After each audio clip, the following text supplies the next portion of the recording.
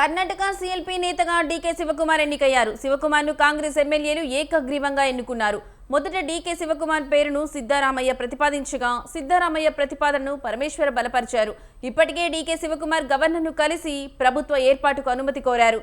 June 3న సీఎంగా DK ప్రమాణ స్వీకారం చేయనున్నారు. ఇక ఇదే అంశానికి సంబంధించిన మరింత సమాచారం మా కరెస్పాండెంట్ సవీన్ ఫోన్ ద్వారా అందిస్తారు. సవీన్, చెప్పండి, ఈ అంశానికి సంబంధించి మీ దగ్గరున్న లేటెస్ట్ అప్డేట్స్ ఏంటి?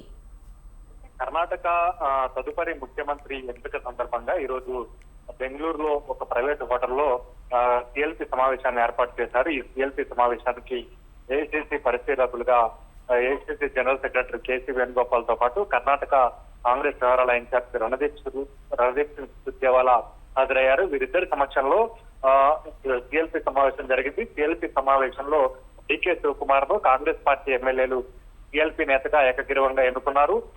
తాజా మాజీ ముఖ్యమంత్రి సిద్ధరామయ్య డీకే శివకుమార్ పేరును బలపరచగా అదేవిధంగా ప్రతిపాదించగా, మరోవైపు ప్రస్తుతం కర్ణాటక హోంమంత్రిగా ఉన్నటువంటి పరమేశ్వర డీకే శివకుమార్ పేరును ప్రతిపాదించగా పరమేశ్వర బలపరిచారు. ప్రధానంగా మిగిలిన ఎమ్మెల్యేలు కూడా ఎవరు పోటీలోకి రాకపోవడంతో ఏకగ్రీవంగా తదుపరి కర్ణాటక ముఖ్యమంత్రిగా డీకే శివకుమార్ ఎన్నిక లాంఛనప్రాయం కాబోతుంది. ఇక డీకే శివకుమార్ జూన్ 3వ తేదీన కర్ణాటక ముఖ్యమంత్రిగా ప్రమాణ స్వీకారం చేయబోతున్నారు. డీకే శివకుమార్ తో పాటు మరో 10 మంది మంత్రులుగా ప్రమాణ స్వీకారం చేసే అవకాశం కూడా మనకు స్పష్టంగా కనపడుతోంది. ప్రధానంగా కర్ణాటకలో ఇప్పటికే సిద్ధరామయ్య రాజీనామా చేసిన తర్వాత సిద్ధరామయ్య ఢిల్లీకి వెళ్లి కేబినెట్ లో తన కుమారుడితో పాటు తన వర్గానికి ప్రాధాన్యత ఇవ్వాలి. అదే విధంగా కర్ణాటకలో ముఖ్యంగా పిసిసి అంటే కాంగ్రెస్ పార్టీ పిసిసి అధ్యక్ష పదవితో పాటు పిసిసి కార్యవర్గంలో కూడా తనకు సముచిత ప్రాధాన్యత ఇవ్వాలని సిద్ధరామయ్య కోరిన నేపథ్యంలో ఈ రోజు ఉదయం డీకే శివకుమార్ వెళ్లి గవర్నర్ తో చర్చలు జరిపారు.